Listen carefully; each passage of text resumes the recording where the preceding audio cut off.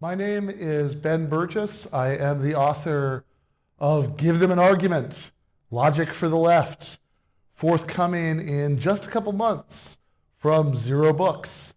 And today I'd like to start by talking about a logical fallacy called post hoc ergo propter hoc. That is Latin for after it, therefore because of it. And I know if you're already kind of allergic to logic talk, you kind of think it's pretentious and ridiculous, then starting off with this ridiculous sounding Latin phrase is probably a miscalculation in terms of getting you to go along with everything else I'm going to say here. Because frankly, this sounds so pretentious, you can imagine Martin Sheen intoning it as President Bartlett in The West Wing. In fact, 27 lawyers in the room. Anybody know post hoc ergo propter hoc? Josh?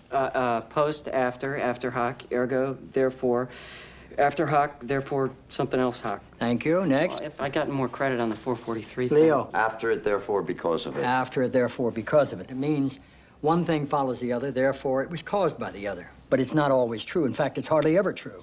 all right, so after it, therefore because of it. The specific form of this fallacy that I'm concerned with talking about today is one that I think comes up all too often in certain kinds of intra-left discussions.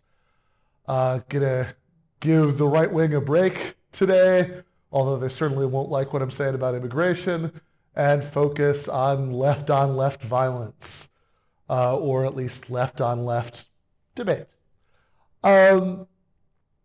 So there's a specific form of this fallacy, the post hoc ergo propter hoc fallacy, which is a specific form of the false cause fallacy where you're inferring causality from chronological order, that comes up a lot in contexts like this one. Take Max Shachtman. If you don't know who that is, that means that you're just not soaking in a certain kind of far left arcane trivia. But I go into some details about this example in my book. I'm just going to give you a very quick version here. Max Shachtman was a radical socialist in the 1930s, several years after the Trotskyist movement split off from the main communist movement. Max Shachtman and his followers split off from the American branch of the Trotskyist movement, the Socialist Workers' Party, and they founded their own group, the Workers' Party. And both of these groups carried on denouncing each other as different Trotskyist and Trotskyist-like groups do for the next couple of decades, until starting in the early 60s, Shachtman and his followers started drifting to the right, and Shachtman became something of a cold warrior, and ultimately, by the late 60s, was supporting American involvement in Vietnam. Okay, so a lot of Trotskyists will now tell you, aha, this shows that Shachtman must have been wrong in that faction fight in the 1930s when the Shachtmanites split off from the Trotskyists. That it must have been that everything that Trotsky said about Shachtman back then was correct, and that this is the full seeds of that flowering forth in the 60s when he started taking these bad foreign policy positions.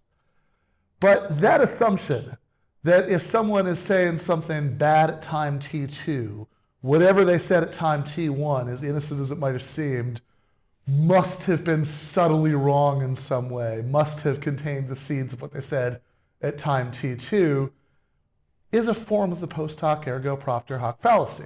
So, to see why, consider another example, that of the late Christopher Hitchens. So Hitchens was, of course, a radical journalist, was himself a Trotskyist back in the day, of a sort, was a member of the British affiliate of roughly the same tradition as the ISO in the United States. There's some factional genealogy there that does not matter for our purposes. And even when he drifted away from that tradition, He was a leftist, and he wrote a lot of things that left-wing people like me generally tend to like, until 2001, when there were the Al-Qaeda attacks on the World Trade Center and the Pentagon, which Hitchens responded to more or less by becoming a neocon. He was a strong backer of the wars in Afghanistan and Iraq. He gave up a lot of his previous positions on Palestinian human rights, etc., etc.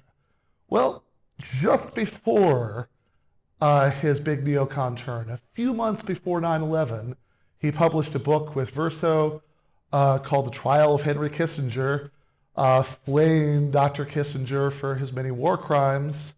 And that's a good book.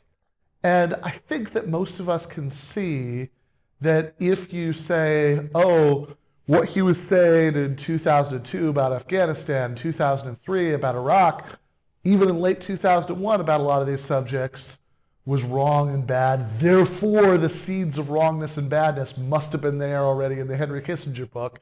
It looks like a good book, but it can't be. That you're committing a form of this fallacy.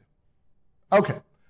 Here is a much more contemporary example that followers of this channel might be more familiar with. And before I go any further, I should probably say that I am speaking for myself. You want to know what Doug Lane or Derek Varn think about these things, you should ask them, but this is what I think. So Angela Nagel published a book with my publisher, Zer0, a couple years ago called Kill All Normies. And I thought it was a pretty good book. I still think it's a pretty good book. It is basically a cultural history of certain kinds of online spaces and the various things that assail them, and it covers everything from the stranger corners of Tumblr wokeness through incidents like the internet's reaction to the death of Harambe, right up through the rise of, vile alt-right characters like Richard Spencer. And if nothing else, I think it's an entertaining history of all of this, and I think that there's a broader lesson we can learn from at least some of the incidents she looks at about not participating in certain kinds of bad online tactics designed to destroy people. And that seems right to me. The toxicity of the things that she's talking about is, well, real. It's toxic. Okay, now fast forward to a little over a month ago. Angela Nagel publishes an article in a right-wing magazine called The Left Case Against Open Borders. A lot of people who have views like mine think, oh, here is Nagel taking a really bad right-wing position. It's called the left case for, but it's still a really bad position. And this shows that the critics of Kill All Normies must have been right all along. When people said, so if you're not familiar with the debate about that book, lots of people liked it and wrote very positive reviews of it. A few of the early reviews and lots of the later reviews were negative. And some of the extreme negative reviews accused her of things like homophobia and transphobia on the basis of what seemed to me then, seems to me now to be very thin textual evidence. I think that to eke homophobia or transphobia out of that book, I think involves an almost farcically uncharitable interpretation of a lot of what she says there. I know that some of this stuff is a Rorschach test, but I really don't see it. And importantly, that debate stands on its own. To say, oh, she says something bad about immigration here, therefore the people who read the worst things into her book must have been right. Without a lot more evidence than that, you're committing this fallacy. Don't do that. Okay. So, let's talk about her article itself. And before we do that, I want to talk about, to steal a phrase from Raymond Carver. You know, what we talk about when we talk about Angela Nagel's article about immigration. In other words, I know that a lot of people had a viscerally bad reaction when they saw this. Angela Nagel, thank you for coming on. I'll say I have no idea what the rest of your politics are, but I thought this was such a smart and brave piece. I can't imagine what kind of... Full disclosure, to a certain extent, I'm one of them. I think that at the very best, it's a mistake. I think that Tucker Carlson is a really vile hate monger, and that that doesn't necessarily mean that you shouldn't go on a show, but I don't think you should go on a show to agree with him. I think that you should only go on the show of somebody like that to adamantly push back against their nonsense on immigration and many other topics. So, does that mean that Angela Nagel should be canceled? That she should be excommunicated from the left? I don't think so. And one of the reasons I don't think so is I think that we do entirely too much canceling. I think that it's a bad, unsustainable way of doing things. One of the purposes of the book, the intra-left critique part of the purpose of the book, is to say that when the only tools we have for criticizing right-wing arguments are mockery and moral condemnation, inevitably we're going to turn those tools on each other, and that's how you get, you know, left Twitter. Not a good scene.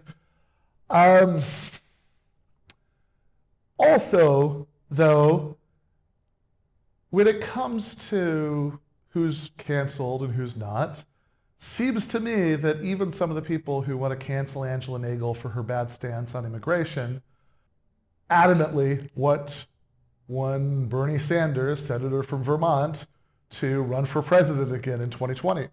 I know I do. But hold up, in 2015, an interviewer asked Senator Sanders what he thought about open borders, subject of Nagel's article, and he said, "Oh, that's a Koch brothers idea. That's a bad idea. That's bad for the working class." So that doesn't mean that Nagel's not wrong. I'm not trying to defend her by appealing to the authority of Bernie Sanders. In fact, I think Bernie Sanders is wrong about this, as I'm going to argue in just a second. Here's the point.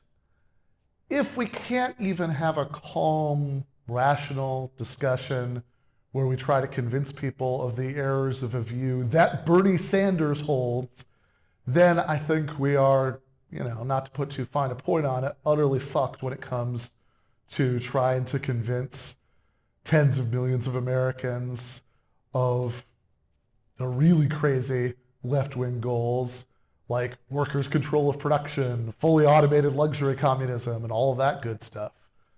So we should be able to, in a non-cancelly way, discuss what's wrong with the Sanders-Nagel view, if indeed there is something wrong with it. I think there is. So, real quick, what's wrong with it? Well, Nagel presents her case in this way in the article. She says that support for open borders is this really recent position that the left has taken. She doesn't just say the left has taken it. She also associates it with neoliberal Democrats like Hillary Clinton. Ironically, at the same time that Nagel came out with this piece, Hillary Clinton, who actually has a long, long history of anti-immigrant comments, said things very similar to some of what Nagel says in here. But with that aside, Nagel says that the left supports open borders. That's a departure from the historical position of socialists and the labor movement, who understood that open borders were a tool of the ruling class to drive down wages, and so we shouldn't support that. She doesn't say we should support kidnapping children and putting them in tent cities like the Trump administration is doing, has done, but she thinks that at the very least we should support things like E-Verify. So, let me break all that down really quickly. First of all, when she says that the left supports open borders, I'm not entirely sure what she means. one way of interpreting that is in a long-term way. Like, do we think that a world where there was completely free movement would be better? Do we think that this would be a feature of any international socialist society worth wanting? Of course. If the question is, okay, as a matter of practical politics, you're going to go out, demanding that tomorrow, does anybody think that this is like a reform that's going to happen in the near future? Not as far as I can tell. I see a lot of socialists talking about abolishing ICE, since a free society has no business having a police agency that's responsible for doing nothing but rounding up otherwise peaceful and law-abiding people who have violated trivial misdemeanor level immigration laws, but that's not quite the same thing. Okay. I think the real debate, and this is why the open borders thing is a slightly misleading way to frame it, is do you support new immigration restrictions, or is your default position, let's not do that? When there is political space to loosen immigration standards, do you support that? Do you support amnesty for undocumented workers? Do you think that to the extent that we can get closer to that ideal of a world with totally free movement, for example, maybe by turning the NAFTA zone into a North American Union that has free movement within it, the same way that the EU has free movement within it, would we support that? Yeah, absolutely. So if that's what we're talking about, sure. The left, not Hillary Clinton, but what I mean by the left, yeah, does support open borders and always has. So this brings us to the second point. Nagel's claim that the left's support for open borders represents some historical departure. Totally false. It's true that some voices in the labor movement, like Samuel Gompers, even Cesar Chavez at his worst, have supported immigration restrictions in the past, but that has always been a position of the right wing of the labor movement. Socialists and communists in the labor movement, people like Eugene Debs, have pushed against it. Gompers and the AFL had some bad positions on immigration. Samuel Gompers said that immigrant labor was the trash at labor's doorstep, but the IWW, for example, was 1,000% pro-immigrant, never had any support for anti-immigrant positions. She says at one point in the article that Karl Marx would be considered very bad today because of his positions on immigration, and she goes on to quote Marx saying that desperate Irish workers coming over to London were used by employers to drive down wages. But two things about that. First of all, note what Marx doesn't say. Marx doesn't say, therefore, we should not allow that. Therefore, workers in England should support laws against the importation of Irish labor. Therefore, we should have a big blacklist of Irish laborers to stop employers from hiring them. That would be the equivalent of E-Verify. Doesn't say any of that. In fact, Marx's solution was to support Irish republicanism so Irish workers would have less of a reason to believe. In the Marx household and the Ingalls household, and Ingalls' common-law wife was the Irish Republican Lizzie Burns. Marx's daughters wore green ribbons in their hair to signal their support for the Irish Republican cause. They were all in on that. And it's not even like Marx thought, oh, until such time as the Irish Fenians can kick out the British from Ireland, until that time we should support some sort of blacklist of Irish laborers. He didn't say that, and he never would have said that. Which brings us to the final point. What's wrong with Nagel's argument? Nagel seems to think that E-Verify, which is a massive surveillance system designed to blacklist undocumented workers and throw them out of a job, is a supportable, humane way to stop native-born wages from being brought down by competition from immigrant labor. Now, I think the logic of this position would have led white workers in previous generations to oppose the integration of jobs that black workers were previously excluded from. After all, the black workers were often desperate enough to work for lower wages. It would have led to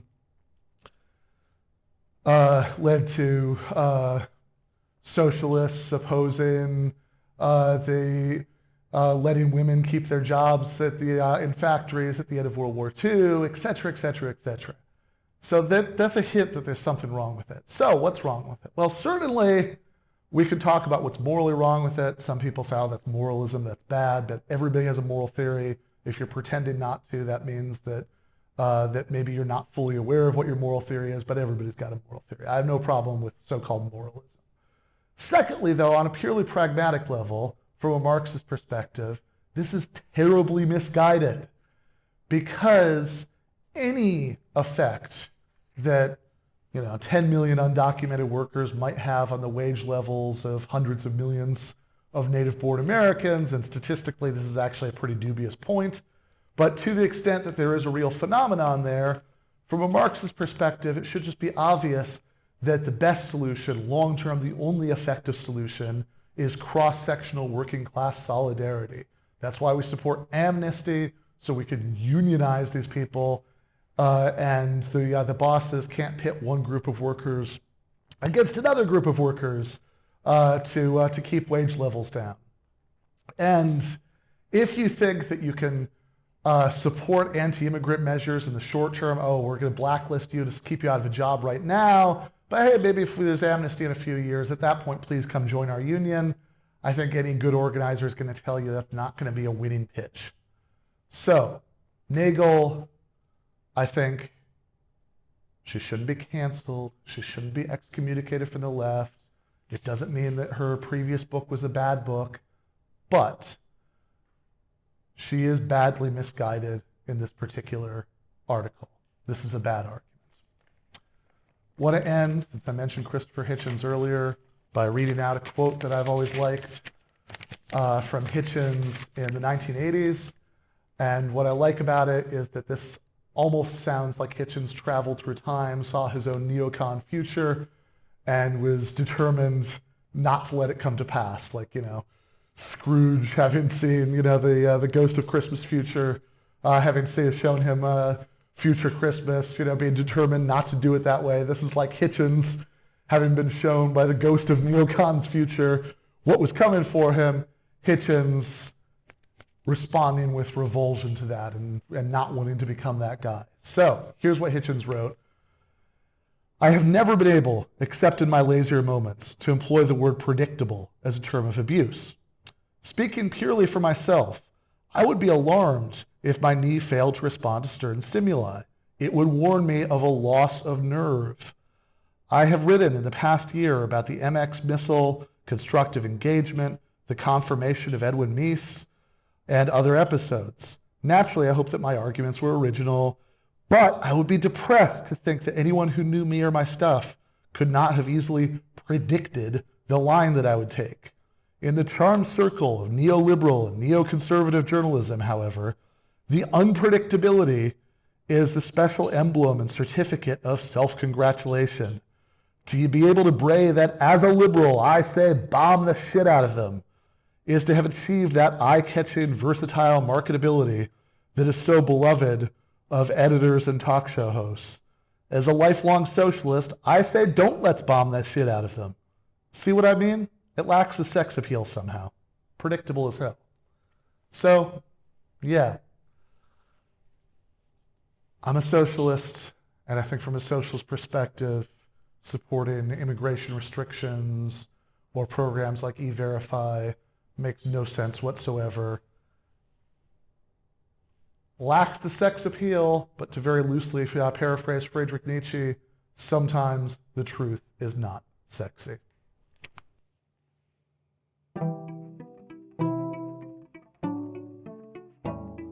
Thanks for watching this Zer0 Books video. If you enjoyed it, subscribe to this channel and click on the notifications bell so that you'll be alerted whenever we release a new video.